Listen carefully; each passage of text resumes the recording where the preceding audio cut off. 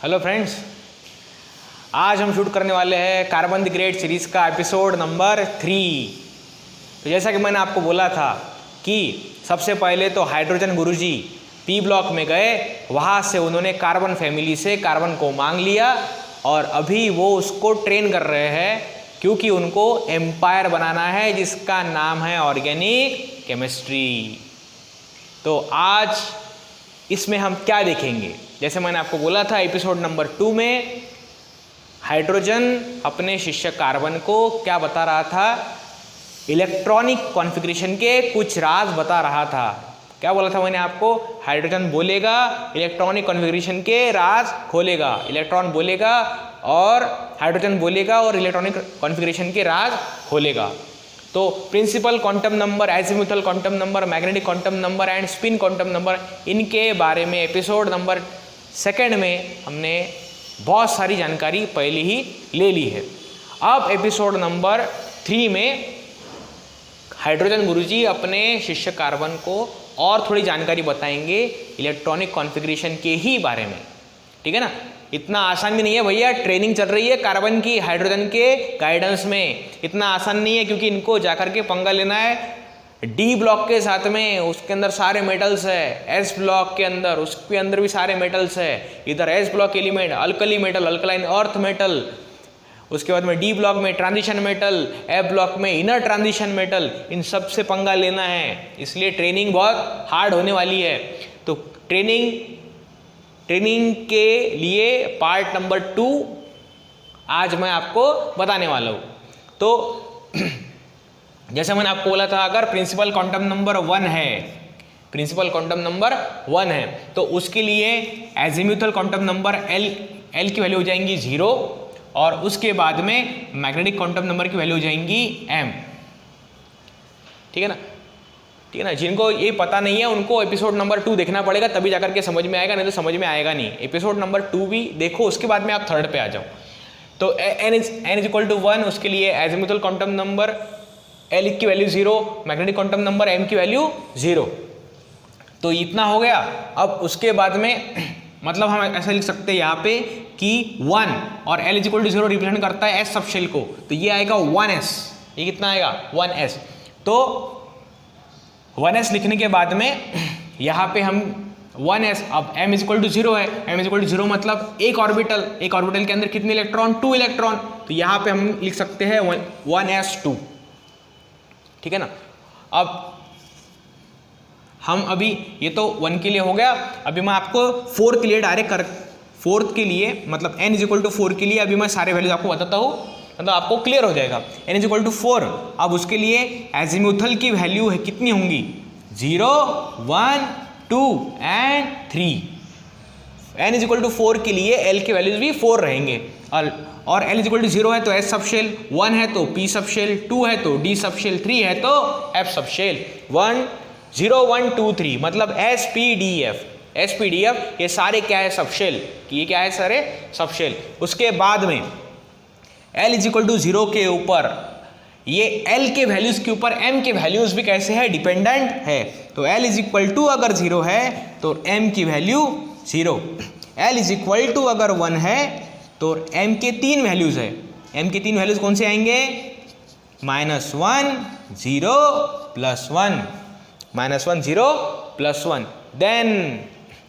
Then l is equal to 2 के लिए आप ही बताओ m के वैल्यूज कितने आएंगे, 5 वैल्यू आएंगे बेटा, 5 वैल्यू, -2, -1, 0, +1 एंड +2। 5 वैल्यूज है मैग्नेटिक क्वांटम नंबर के L इज इक्वल टू 2 के लिए, और L इज इक्वल टू 3 के लिए डेफिनेटली कितने आएंगे, 7 वैल्यूज आएंगे, मतलब 7 ऑर्बिटल्स होंगे। जितने मैग्नेटिक क्वांटम नंबर के वैल्यूज होंगे उतने ही क्या रहेंगे, ऑर्बिटल्स रहेंगे। क्या रहेंगे, ऑर्बिटल्स।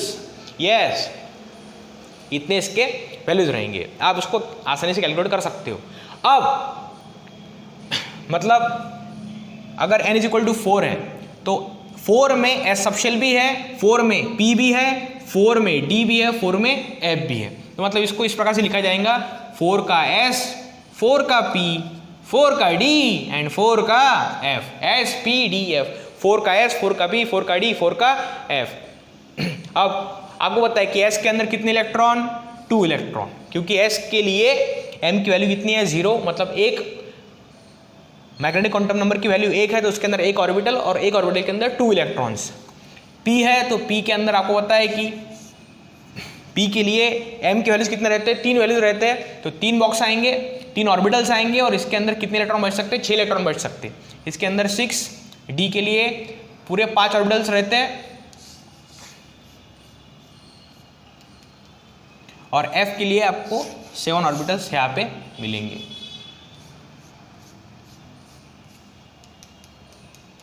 ओके, तो p के अंदर 6 इलेक्ट्रॉन, d के अंदर 10 इलेक्ट्रॉन्स, f के अंदर 14 इलेक्ट्रॉन। इस तरह से इलेक्ट्रॉन को फिलअप किया जाता है, ठीक है ना।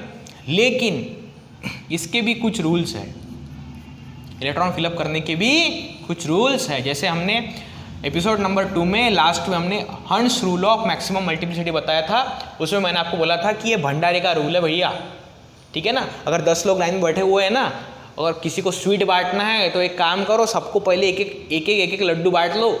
ऐसा नहीं है कि जो अगर यहाँ पे 1 2 3 लोग बैठे हुए हैं और आपके पास में पूरी कटोरी और इन तीन लोगों को आपने पूरी कटोरी खाली करवा के दे दी, ऐसे चलेगा नहीं।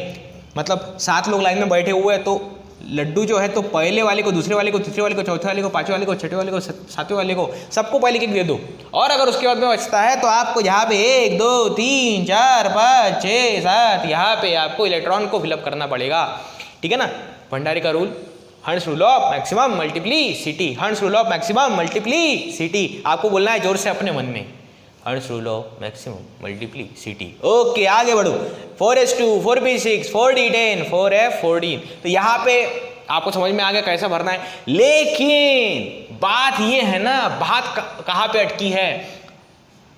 कार्बन ने पूछा, गुरुजी हाइड्रोजन ये मुझे बताओ कि अगर ये सोडियम है, ठीक है ना, सिपाही है एस ब्लॉक का, इसको कैसे डील करे। तो हम अब हाइड्रोजन गुरुजी बोल रहे हैं कि देखो बेटा उसके अंदर 281 है ना, 281, और ये जो है वो 3rd पीरियड का एलिमेंट है, तो इसके अंदर 3 मेन शेल रहेंगे। 3 क्या रहेंगे? Main shell. लेकिन मेन शेल के अंदर सब शेल रहते हैं, तो 3 अगर है तो 3 में मतलब सोडियम की बात करेंगे तो उसमें 1 भी है, तो 1 है तो 1 का S भी है, 2 है तो 2 का S और P भी है, और 3 है तो 3 का SPD है। सही बात है ना। जो कार्बन उसको क्वेश्चन पूछ रहा है अपने गुरुजी हाइड्रोजन को, तो वो तो सही पूछ रहा है ना कि सोडियम 281 है, तो ये पहला शेल, ये दूसरा शेल, ये तीसरा शेल, लेकिन पहले शेल में 2 इलेक्ट्रॉन, ये तो बात ठीक है क्योंकि 1 में तो S ही है, इसके तो अंदर 2 इलेक्ट्रॉन चले जाएंगे। लेकिन 2 का क्या? 2 का क्या? क्योंकि 2 के अंदर तो S भी है, 2 के अंदर तो P भी है, तो इलेक्ट्रॉन पहले P में जाएगा कि S में जाएगा। और 3 की बात करेंगे तो 3 के अंदर तो S भी है, P भी है, D भी है, जिस प्रकार से हमने यहाँ पे लिखा हो। 3 के अंदर S भी है, P भी है, D भी है, तो इलेक्ट्रॉन को रखे तो रखे कहाँ पे? पहले कहाँ पे रखे, बाद में कहाँ पे रखे? तो ठीक है ना। हाइड्रोजन गुरुजी भी कुछ कम नहीं है, वो भी पूरी तैयारी के साथ में आया है, क्योंकि उनको कार्बन को तो बनाना ही है और एम्पायर तो खड़ा करना ही ऑर्गेनिक केमिस्ट्री का, ठीक है ना। वो भी पूरी तैयारी के साथ में आया हुआ है, जैसे आज तुम भी पूरी तैयारी के साथ में आए हुए हो और हम भी पूरी तैयारी के साथ में आए हुए हैं। Yes, N+L। तो हाइड्रोजन गुरुजी ने बोला कि देखो भैया, ठीक है ना, अपनी आंखें बंद करो और मैं तुम्हें कुछ मंत्र बताने वाला हूँ, और उस मंत्र का नाम है अबव प्रिंसिपल। अबव प्रिंसिपल ये जर्मन वर्ड है, ये जर्मन वर्ड है, इसका मीनिंग है टू बिल्ड, ठीक है ना, किसी चीज को कंस्ट्रक्ट करना, बिल्ड करना, बनाना, दैट वी कॉल्ड अबव। ये किसी साइंटिस्ट का नाम नहीं है, ये जर्मन वर्ड है जिसका मीनिंग है टू बिल्ड, बनाना, कंस्ट्रक्ट करना। तो aufbau principle, energy of orbitals. तो अबव प्रिंसिपल ने ऑर्बिटल्स की एनर्जी बताई। देखो कैसा है, जो हम यहाँ पे शेल्स है, उसके बाद में उसके अंदर सब शेल्स है, तो एनर्जी के अकॉर्डिंग इलेक्ट्रॉन फिलअप किया जाता है। जिसकी एनर्जी सबसे कम उसके अंदर इलेक्ट्रॉन सबसे पहले एंटर करेगा, और जिसकी एनर्जी सबसे ज़्यादा है उसमें इलेक्ट्रॉन बाद में एंटर करेगा। अब हमको ये देखना है कि इसमें कम एनर्जी किसकी है और ज़्यादा एनर्जी किसकी है। तो इस एनर्जी की वैल्यू निकालने के लिए एक बड़ा ही सीक्रेट सा फॉर्मूला है, और इस सीक्रेट को अभी रिवील करेगा हाइड्रोजन, अपने शिष्य कार्बन को बताएगा, उसको मंत्र देगा। उसने बोला कि देखो अब्बो प्रिंसिपल है, और अब्बो प्रिंसिपल के अकॉर्डिंग हम एनर्जी को कैलकुलेट कर सकते हैं। और एनर्जी कैलकुलेट करने का ये सबसे आसान फॉर्मूला है n+l, मतलब प्रिंसिपल क्वांटम नंबर की वैल्यू और एजीमुथल क्वांटम नंबर की वैल्यू दोनों को ऐड करो, जो भी नंबर आएगा अगर वो ज़्यादा है तो इसमें इलेक्ट्रॉन बाद में एंटर किया जाएगा, और अगर इसकी वैल्यू कम है तो इलेक्ट्रॉन इसके अंदर पहले फिलअप किया जाएगा। यस, अब हम इनकी एनर्जी लेवल को कैलकुलेट करेंगे। तो फॉर्मूला तो बता दिया हाइड्रोजन गुरुजी ने अपने शिष्य कार्बन को। फॉर्मूला क्या है एनर्जी को निकालने का? n+l, principal quantum number and azimuthal quantum number, ये फॉर्मूला है। तो अभी हम चेक करेंगे कि इसके अंदर किसकी एनर्जी कम है, किसकी ज़्यादा है। तो सबसे पहले हमने ले लिया 1s, तो 1s है मतलब n की वैल्यू 1 और s मतलब l की वैल्यू 0 है ना, देखा है ना हमने। एजीमुथल क्वांटम नंबर l = 0 अगर है तो वो s सबशेल को रिप्रेजेंट करता है, l = 1 है तो वो p को रिप्रेजेंट करता है, l = 2 है तो वो d को रिप्रेजेंट करता है, और l = 3 है तो वो f को रिप्रेजेंट करता है। यस, तो l = 0। तो अभी आप दोनों की वैल्यू देखो, ऐड करो दोनों को, तो क्या मिलेगा आपको? n+l का मतलब 1 + 0, 1 + 0 मतलब 1। अब कंपेयर करो इसको, ये हो गया पहला वाला। दूसरा कंपेयर करो तो n की वैल्यू 2 और l की वैल्यू 1, सॉरी यहाँ पे भी 0 ही आएंगी, तो यहाँ पे n+l बनेगा। n+l, n की वैल्यू 2 और l की वैल्यू 0, मतलब यहाँ पे वैल्यू आ गई 2। मतलब वेरी वेरी सिंपल है। 1 means energy is low, 2 means energy is high. First of all, electron will fill in a 1s orbital and then that electron get added in 2s. आ रहा समझ में आपको? इस प्रकार से 1 2 then फटाफट कैलकुलेट करो। तो यहाँ पे n की वैल्यू कितनी 2 और l की वैल्यू कितनी, p अगर है तो 1। चलो अभी हम इसको फटाफट लिख लेते हैं, इसको हम फटाफट लिख लेते हैं।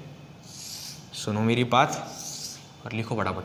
हाँ, यहाँ पे n की वैल्यू कितनी है फटाफट करना है, कमेंट करके बताना है। मैं रुकने वाला नहीं हूँ अभी ना, फास्ट आपको। तो यहाँ पे n की वैल्यू 3 है और l की वैल्यू 0।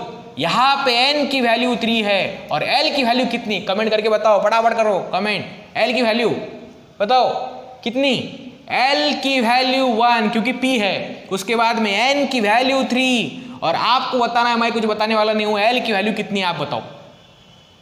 l की वैल्यू, d मतलब कितना? d मतलब कितना? 2 है, ठीक है, बताना पड़ेगा क्योंकि वीडियो भी रिकॉर्ड करना है पूरा। l की वैल्यू 0।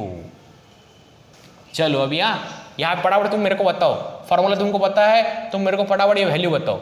2 + 1 3, ठीक है ना, 2 + 1। यहाँ पे सब कुछ लिखा हुआ है n+l, तो यहाँ पे हमने 2 + 1 कर दिया। इधर कितना होगा? 3 + 0 मतलब कितना? 3। उसके बाद यहाँ पे कितना होगा? 3 + 1 मतलब 4। यहाँ पे कितना होगा? 3 + 2 मतलब 5। और यहाँ पे कितना होगा? 4 + 0 मतलब 4। और एक ले लेंगे हम, 3d हो गया, 4s हो गया, 4p भी ले लेंगे। देखो 4p,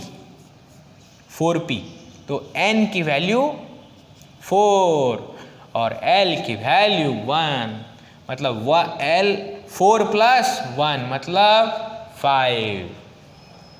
अब देखो अब इसमें थोड़ा सा आपको यहाँ पे कुछ आप बोलेंगे सर इसकी वैल्यू 4, इसकी वैल्यू 4, इसकी वैल्यू 5, इसकी वैल्यू 5, तो वैल्यू तो सेम दिख रहा है, मतलब एनर्जी लेवल तो सेम है, ठीक है ना।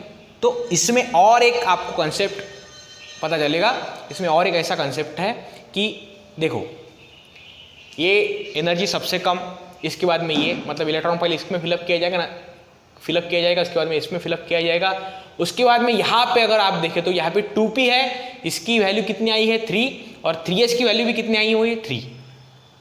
अब इसमें अगर इलेक्ट्रॉन को फिलअप करना है तो हम क्या करते हैं कि जिसका n की वैल्यू जिसकी लोअर है, मतलब प्रिंसिपल क्वांटम नंबर की वैल्यू जिसकी लोअर है, मतलब 2 है, कितनी है 2, और ये क्या है अपना 3 है, तो प्रिंसिपल क्वांटम नंबर की वैल्यू जिसकी कम है उसमें इलेक्ट्रॉन पहले ऐड किया जाएगा, और जिसकी प्रिंसिपल क्वांटम नंबर की वैल्यू ग्रेटर है उसमें इलेक्ट्रॉन बाद में ऐड किया जाएगा। हम ऐसा मानते हैं कि भले ही n+l की वैल्यू सेम हो, लेकिन n = 3 है, मतलब ये ग्रेटर हो गया इन कंपेयर टू 2, इसलिए 3 के अंदर इलेक्ट्रॉन बाद में ऐड होगा और 2 के अंदर इलेक्ट्रॉन पहले ऐड होगा, even after the value of n+l for both the subshells और for both the orbital is same. ठीक है ना। यहाँ पे अब यहाँ पे 4 अब 4 में देखो, आप तुम ही बताओ मेरे को कि ये 3p है, ये 4s है। डेफिनेटली n+l की वैल्यू सेम होने के बाद भी 3p जो है तो थर्ड शेल है, तो इसके अंदर इलेक्ट्रॉन पहले ऐड होगा और इसके अंदर इलेक्ट्रॉन बाद में ऐड होगा। ठीक है ना। अब देखो 3d और 4p में भी 5 हो गया, तो 3d का 5 और 4p का भी 5। ये केस में भी हम क्या करते कि जो लोअर, जिसके लिए n की वैल्यू लोअर है, उसमें हम इलेक्ट्रॉन पहले ऐड करते हैं और 4 के अंदर इलेक्ट्रॉन बाद में ऐड करते हैं। तो ये सभी n+l के अकॉर्डिंग हमने एक चार्ट बनाया हुआ है और उसके अंदर हम इलेक्ट्रॉन को ऐड करेंगे। और देखो यहाँ पे एक आपको एक बिल्डिंग की तरह ये चीज़ नज़र आएंगी। देखो 1s सबसे लो एनर्जी, तो इसके अंदर इलेक्ट्रॉन पहले फिलअप किया जाएगा, उसके बाद में 2s, उसके बाद में 2p 3s, उसके बाद में 3p 4s। हाँ देख लो कंपैरिजन किसका है, सेम कौन है 2p 3s। तो हमने बोला कि दोनों के लिए n+l की वैल्यू सेम है, लेकिन फिर भी 2 ये लोअर नंबर होने के कारण इसके अंदर इलेक्ट्रॉन पहले ऐड हुआ। ये एरो देखो ना, एरो ऊपर जा रहा है, तो 2 में पहले ऐड हुआ, 3s के अंदर बाद में, 2p के अंदर पहले, 3s के अंदर बाद में, 2p के अंदर पहले, 3s के अंदर बाद में ऐड हुआ। कौन ऐड हुआ? वही जो सभी केमिकल रिएक्शन का रीजन है। ठीक है ना। उसी वजह से सभी रिएक्शन होते हैं और वो है इलेक्ट्रॉन। सारा खेल इलेक्ट्रॉन का है। ठीक है ना। इसलिए स्पेशल टॉपिक का पूरा इलेक्ट्रॉनिक कॉन्फ़िगरेशन, यही अपने गुरुजी हाइड्रोजन कार्बन शिष्य को बता रहे कि देखो किस प्रकार से इलेक्ट्रॉन फिलअप किया जाता है। ठीक है ना, ताकि तुमको आगे जाकर के कोई प्रॉब्लम ना फेस करना पड़े। ठीक है ना। ओके, यहाँ पे देखो 3d 4p 5s, तो कंपैरिजन किसके अंदर है? 3d और 4p का था ना अपना कंपैरिजन। तो 3d का देखो 3 + 2 मतलब 5 और 4 + 1 मतलब 5, लेकिन इलेक्ट्रॉन किस में फिलअप किया जाएगा? पहले 3d के अंदर। तो 3d 4p 5s, नीचे से ऊपर जाओ, इस प्रकार से इलेक्ट्रॉन ऐड किया जाएगा एनर्जी के हिसाब से, इंक्रीजिंग ऑर्डर ऑफ एनर्जी। ठीक है ना। इसके बाद में ये, उसके बाद में ये, उसके बाद में ये, और फाइनली ये। और ये जो चार्ट है ये बहुत बड़ा बन सकता है वैसे, लेकिन 11-12 के हिसाब से 7p तक भी आप अगर आप चले गए तो भी किसी भी इलेक्ट्रॉन का कॉन्फ़िगरेशन, किसी भी एलिमेंट का इलेक्ट्रॉनिक कॉन्फ़िगरेशन आपको कैलकुलेट करने में, लिखने में कोई प्रॉब्लम होगी नहीं। मतलब 7p तक तुम चले गए तो आपको ऑलमोस्ट सभी एलिमेंट्स के इलेक्ट्रॉनिक कॉन्फ़िगरेशन करना आ जाएंगे। इसके बाद में भी और ये एक्सटेंड होगा, लेकिन अपना जो उद्देश्य है तो वो अपना उद्देश्य ये है कि हम ऑर्गेनिक केमिस्ट्री को कवर करना चाहते हैं।